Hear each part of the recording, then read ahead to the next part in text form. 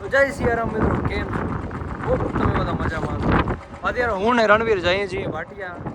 એનું કારણ છે ને દાવડામાં જવું છે. દાવડામાં જઈને આપણે મસ્ત શોપિંગ કરીને લઈ જઈએ છીએ. ઘોડો પાછો વચમાં બંધ થઈ ગયો તો હા, પણ હવે પાછો મેં સરખો કરાવી લીધો છે એટલે વાંધો નહીં આવે. કારણ હવે નહીં થાય એ ત્યારે ખબર પડી ગઈ હતી શું પ્રોબ્લેમ હતી ને. બાકી અત્યારે સનસેટ જો થાય છે મસ્ત. બાકી આ અત્યારે પવન ફૂલ છે ને તો ધૂળના કૂટા ઉડે છે જો, એટલે આ ને બધું ધૂંધળું દેખાશે. બાકી હાલો આપણે પૂગીએ ભાટિયા ને. અહીંયા નીચે એને રસ્તાનું કામકાજ ચાલે છે એટલે બ્રિજ ઉપર ચડી ને પછી ઓલી બાજુથી યુ ટર્ન લેવું પડશે. અહીંયા રોડ જ બ્લોક છે અહીંયા. સૌથી પહેલા હે ને આપણે ઓલા બ્રિજે ચડી જઈએ. સામેનો બ્રિજ દેખાય એ બ્રિજે ચડી જાય ને પછી આગળ તમને મળીએ કે ભાટિયામાં શું કરવાના છીએ. અત્યારે જઈએ છીએ અમે, જો ટાઈમ શું થયું છે 7 વાગ્યા છે મિત્રો. 7 વાગે અમે જઈએ છીએ તો પાછા રિટર્ન ક્યારે થશે વિચારો. હજી સન તો બહુ ઉપર જ છે. કન્ટિન્યુ આ CNG line Guinness book of world રેકોર્ડમાં નામ છે આનો, જણાવો છે.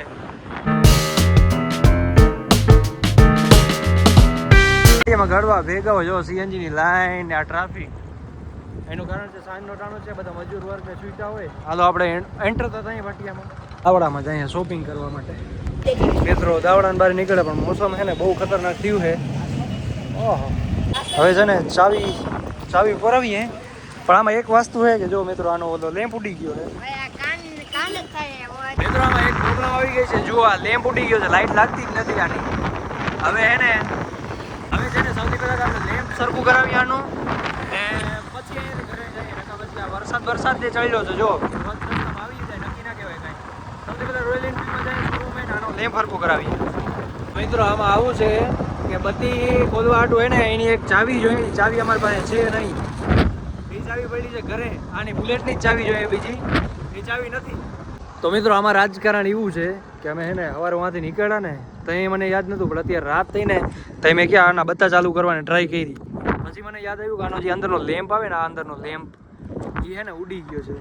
મીન્સ કે આની અંદર જો એક લેમ્પ આવે ને, જે મેઇન લાઇટ આવે ને અંદર, એ ઉડી ગયો છે. એટલે આની લાઇટ ચાલુ નથી થતી. જો આ ચાલુ કરીએ નથી થતી.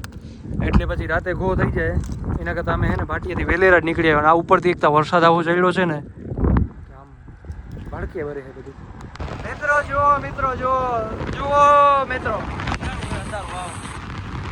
મિત્રો જો આખો અંધાર પડશે ને એમાં અમે પડ્યા જઈએ છીએ. લાઈટ તો છે જ નહીં આ ગાડીને. આખો અંધારો છે. ફ્લેશ લાઈટ કરવું તો મને આગળ કંઈ દેખાતું નથી. ક્યાં ગળી જાય આમાં કાંઈ ખબર નહીં. અરે એટલે આમ નિરાતે ગાડી પડી જાય છે. હાવ પચા હાઈ ડીમ જ પડી જાય છે. હવે તો લાઈટો આવી જાય, વાંધો નહીં આવે. જો તમે બાકી નજારો જો. આમે વરસાદ મિત્રો અહીંયા જો આ બ્રિજનો કામકાજ ચાલે એટલે આજના રોડ સાઈડમાં અમારે જવું પડે. આમાં લાઈટ છે ને એ પાસે ઈગો છે. ઇન્ડિકેટર ચાલુ કરી દે હું એટલે એમાં આવતી પૂકી જાય. મિત્રો આટલો જો અમારે એને રોડ સાઈડ લેવી પડે, કારણ કે આ બાજુ કામકાજ ચાલે છે, આ બાજુ કામકાજ ચાલે છે. થોડોક રોડ સાઈડ લઈને ઉપર ચડી જાય. તો ફાઇનલી મિત્રો આપણે ચડી ગયા છીએ પુલી ને. હવે લાઇટું જ છે ગમે લાઇટ જ છે હવે બધી જગ્યાએ.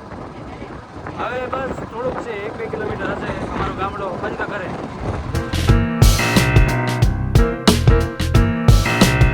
મિત્રો આ રસ્તામાં તો વાહન એટલે ચેટી તો કંઈ ખબર જ નથી પડતી. જો ઇન્ડિકેટર ચાલુ એટલું જ છે. જોતા આ બધું વાઇડ એંગલ કરું કંઈ દેખાતું જ નથી. હવે સામે ફોન રાખું છું તો મને આગળ રોડ નથી દેખાતો.